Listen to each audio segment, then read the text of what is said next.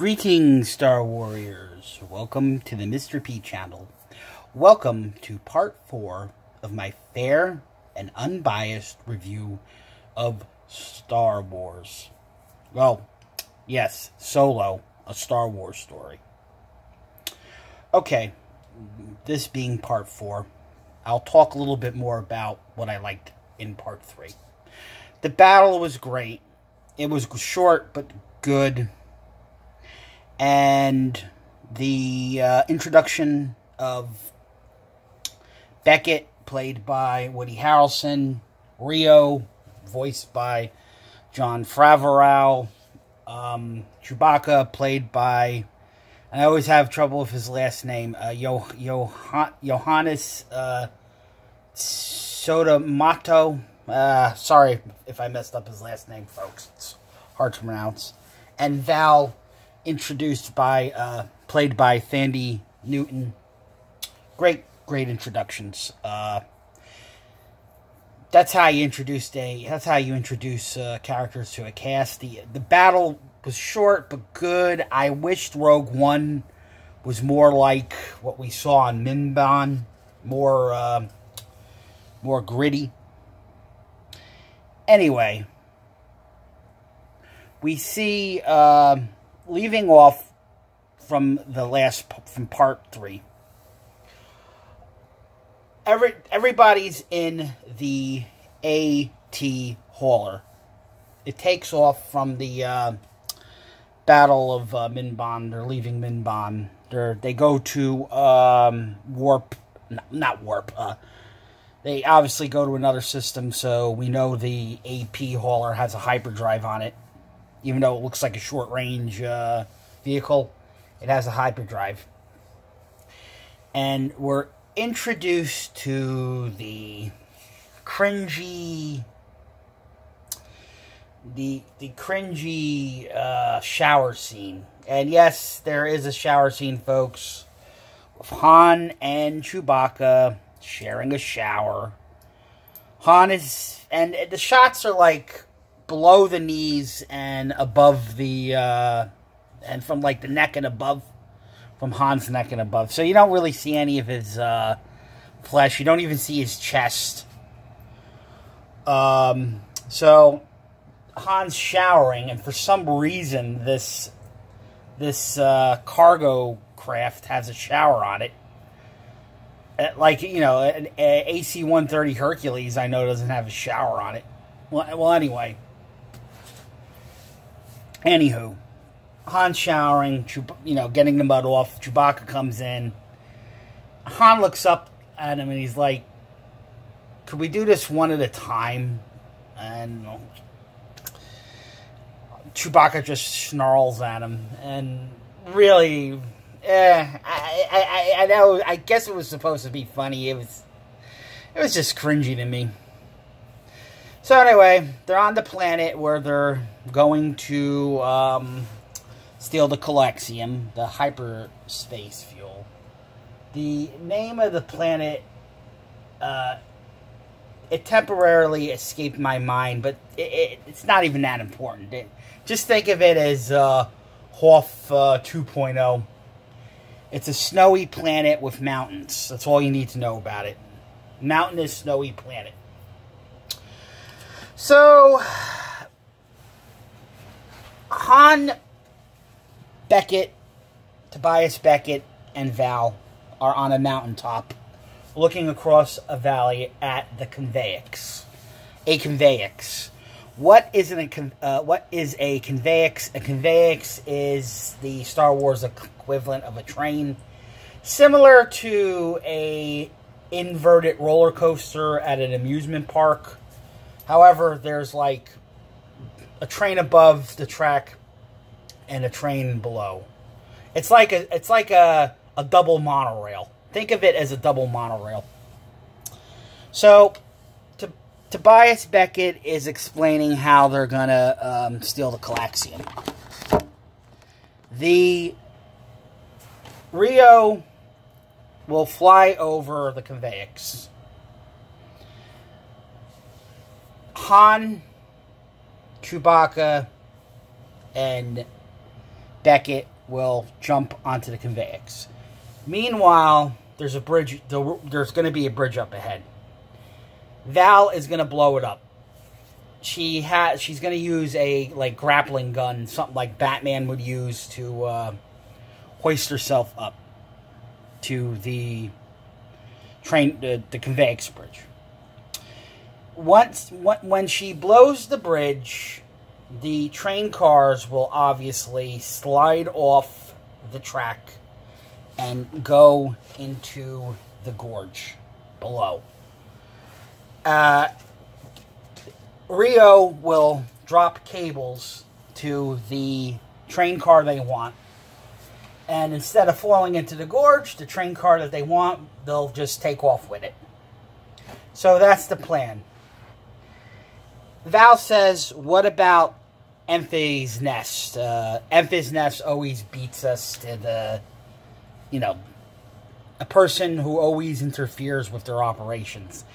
Enfys Nest, folks, is the leader of a swoop gang. And I believe they're called the Cloud Riders, although the name is not mentioned in the movie. What is a swoop? A swoop is like a speeder bike, but it flies higher off the ground. So, Beckett says, my intelligence is ironclad. Enfys Nest, I'm just going to call the person Nest because saying that name is a tongue twister. Nest doesn't know about this vital information. Han's like, what's a Enfys Nest? And they say that Nest is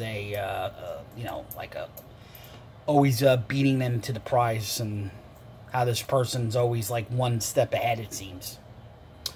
So it cuts to a campfire scene. Now, this campfire scene, it's a little hard to remember because it's back and forth shots between the gang. So, Val's like, we should have hired professional help, like Bosk or the Zan sisters, but not Zan, Z-A-N, the Zan sisters. Instead, we got morons, and Han's like, hey, we're not morons. So they're all talking to each other and around a campfire, and Rio says, keep in mind this is all out of place because it's difficult to follow, but Rio says to Chewbacca, what are you going to do with your share of the money? And Chewbacca says in Wookiee, he's going to find, well, Han's translating. He says he's going to use the money to find his family or tribe. I'm not exactly sure what he said, so Beckett's like, what's the difference? As if to say, it doesn't matter if it's his family or tribe. I think Beckett said that in support of Chewbacca. Rio says, Han is Rio says to Han, oh, I seen that look in your eye before. What are you in for it, kid? Revenge? Han's like, well, Val says, oh, I know that look. If it's anything, it's a girl. Rio's like, oh, a girl. Han, tell us about the girl. Does she have sharp teeth? And Han looks at him like, yeah, whatever. He doesn't say whatever, but he gives him that look. So Han's like, there was a girl, but we got separated on Corellia. And I'm going to, take my share of the money and, get a ship, go back to Corellia and, get her. And, yeah. So, Rio says, I'm not tied down by love. I choose to remain, free. I don't want to get tied down by love, although others have tried, and Val's like, Rio, you don't want to die alone. Also, Rio's shown to be doing things with his forearms, like he's cooking and cleaning at the same time. And And Beckett's like, you know, I want to retire and learn to play the vowel chord. Vowel chord's like a piano. And Valsa's like, you're bad at the vowel chord. And Rio's like, she's right, you are tone deaf. And everyone's like, ha ha ha ha ha. Han's like, ha ha ha. And Beckett imitates him and he goes, classic Woody Harrelson moment. Also, Beckett and Val share a kiss. You know, Val's like, I gotta watch over this old crook. And thus ends the campfire scene. Before signing off, one interesting moment. Beckett's like, kid, all you have to do is listen to what I say. And he like twirls his gun like, you know, like a Old West slinger. And he's like, I want to show me how to do that. All Beckett says is like, follow my lead. And he tosses him the blaster, and it's one of Han's classic DL-44 blasters, as you can see here in this photo. This blaster was originally owned by Beckett, so that's how Han gets his blaster. And thus concludes part 4 of my fair and unbiased review of Solo, a Star Wars story. Didn't, you know, the scene didn't, like, it's just, you know, it's just a get to know the characters scene. That's all it is. And I thought it was okay. Other than that cringy shower scene, it was a fine act. So, thus ends the, what act is this? The 4th act, you could say. And soon we will begin the 5th act, which is the actual hijacking of the Calaxium shipment. So, you know what to do, guys. Give this video a like, subscribe, ring that notification bell, and may the force of others be with you.